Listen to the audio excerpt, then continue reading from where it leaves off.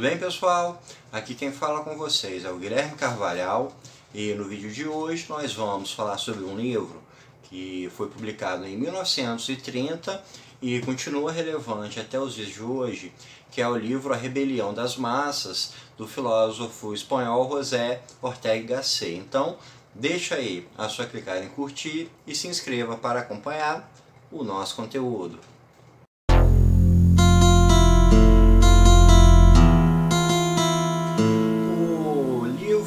A Rebelião das Massas é uma análise que o Ortega y Gasset faz de um novo fenômeno social que começou no século XIX, na época em que ele escreveu, estava muito em voga e provavelmente segue em voga até hoje em dia, que é o chamado homem-massa. O homem-massa, ele é um fruto das sociedades em massa, de quando as cidades começaram a se tornar cada vez maiores, com cada vez mais pessoas, e também quando os níveis de consumo por essa massa começou a se tornar cada vez maior. Essas massas começaram a ter um poder de consumo, poder aquisitivo, tanto por salários maiores quanto pelos custos de produções menores, então começaram a ter um poder de consumo maior. E o Ortega y Gasset, ele conclui que esse homem-massa, ele se tornou o protagonista das sociedades modernas. Tanto a gente pensar de pequenas cidades até nações inteiras. Esse homem-massa, ele é o protagonista nas sociedades do século XX. Essa noção de homem-massa, ela é feita de um ponto de vista bastante elitizado e algo que é bem fácil para a gente compreender. O homem-massa é esse homem perdido no meio de um todo de uma sociedade, é a figura anônima, é a figura que não tem nada de especial e é uma figura assim vulgar, igual a qualquer outro.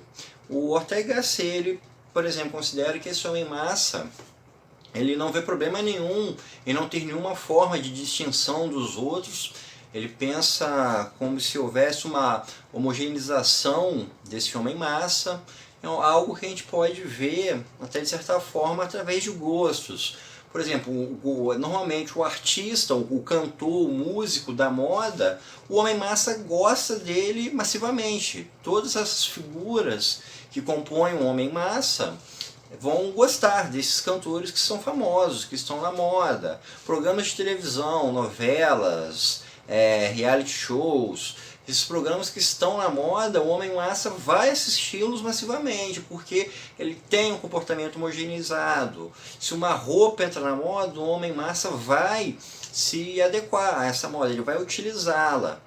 Então, o homem-massa é essa figura dessas grandes sociedades caracterizada por esses fatores. E o ponto principal que o Ortega y Gasset aponta e que ele vê como o mais problemático, o mais perigoso, é a vulgarização. A vulgarização, pelo que o Ortega y Gasset pensa, é a característica do homem-massa de não ter pensamento crítico. Ele não pensa em questionar, ele não quer discutir, ele não quer ter um pensamento além daquela redoma onde ele vive. Ele seria limitado naquele mundo, naquele pequeno universo onde ele vive. A gente pode pensar isso de uma maneira mais ampla através pelo conceito platônico de dialética. Dialética, conforme Platão estabeleceu, é a principal forma de se formar o pensamento. Você tem uma tese, essa tese é confrontada por um argumento oposto, que é a antítese, a tese se junta à antítese e produz uma síntese, que é um pensamento mais evoluído. Essa síntese vai encontrar a sua antítese e assim o pensamento humano vai progredir ao longo da história, gerando conhecimento, etc. Então, ao longo da história da humanidade, o processo dialético sempre fez parte, tanto da produção de conhecimento quanto de eventos sociais. Por exemplo, para se chegar à conclusão de que liberdade, que direitos humanos são importantes, foi necessário um processo dialético por parte do pensamento. E o Ortega y Gasset considera que esse homem-massa, a gente pode enxergar dessa forma o pensamento dele, esse homem-massa ele é destituído de capacidade dialética, o pensamento dele é uno, o pensamento dele não encontra antítese, vai ser sempre engessado. E conforme eu comentei no começo, o Ortega y Gasset vê que esse homem-massa ele está se tornando o protagonista da sociedade, ou seja, é o que vem a ser o título do livro, a rebelião das massas. As massas começam a tomar o poder e começam a definir os rumos da sociedade. E para o Ortega y Gasset, se uma sociedade ela está orientada por um grupo que não tem a dialética, não tem esse pensamento mais refinado, esse pensamento mais crítico, ela está fadada à decadência, ela está fadada à barbárie. O livro foi publicado em 1930, a gente já pode pegar um exemplo logo de cara, que foi a chegada de Hitler ao poder em 1933. O Hitler chegou ao poder através de um aparato de propaganda muito forte e ele convenceu a esse homem-massa alemão de que ele era o melhor. Esse homem-massa concedeu o poder a ele, não exerceu esse pensamento dialético, esse pensamento crítico, colocou um genocídio no poder e a gente sabe o resultado que isso tudo deu.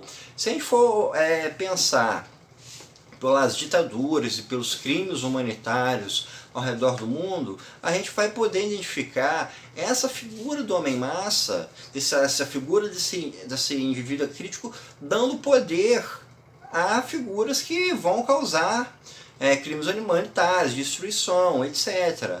Um caso que me parece muito pertinente é o do Pol Pot, que foi o ditador comunista no Camboja na década de 1970.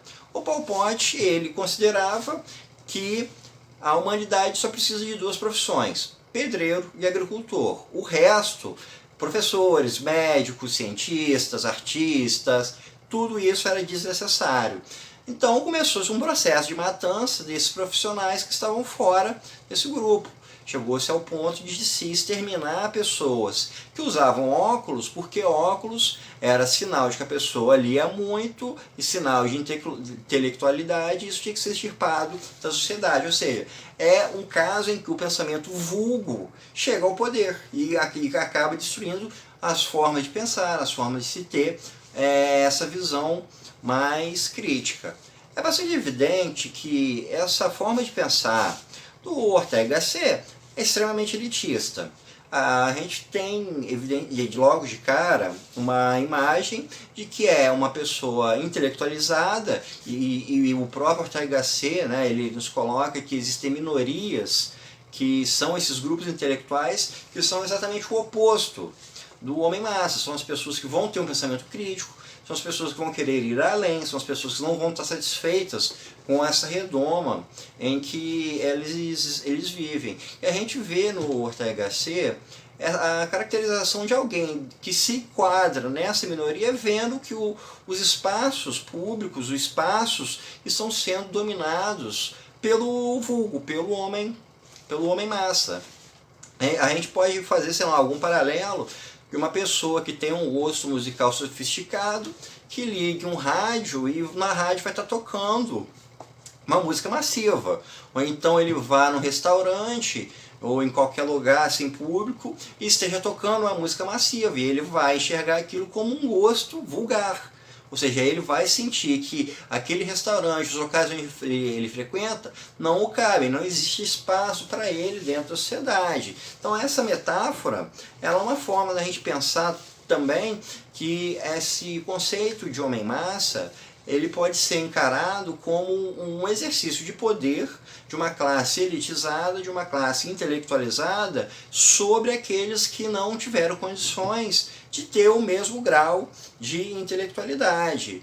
Então esses dois lados exercem, a gente pode enxergar esse pensamento do Ortega y Gasset. Um pelo fato de que realmente O homem-massa, ele é acrítico, ele é caracterizado pelo pensamento vulgar e ele reproduz isso nas suas esferas públicas. Ele vai levar ao poder figuras políticas que se comportem como ele, algo que é até bastante delicado dentro de uma democracia, porque uma democracia é um regime em que o homem-massa decide, ou seja, é o próprio povo que decide, o povo majoritariamente homem-massa, e a gente pode ter situações, por exemplo, em que um agente público tenha que fazer uma escolha, uma determinada decisão política entre escutar especialistas de uma área, por exemplo, médicos, biólogos, ou escutar aquilo que o homem-massa quer. Ou seja, ele vai escutar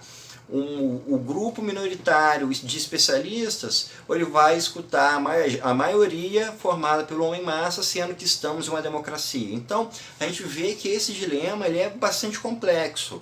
E a gente não pode também negar que existe um ar de elitização, ainda mais quando a gente pensar que na história da humanidade, os grupos de massa, a grande maioria das pessoas sempre foram os excluídos da sociedade. Então você tem toda uma história da humanidade em que um pequeno grupo de elite sempre determinou tudo, sempre ditou tudo. Chega no final do século XIX, as massas começam a ter o protagonismo e logo a gente tem um pensamento elitizado que enxerga isso como algo negativo.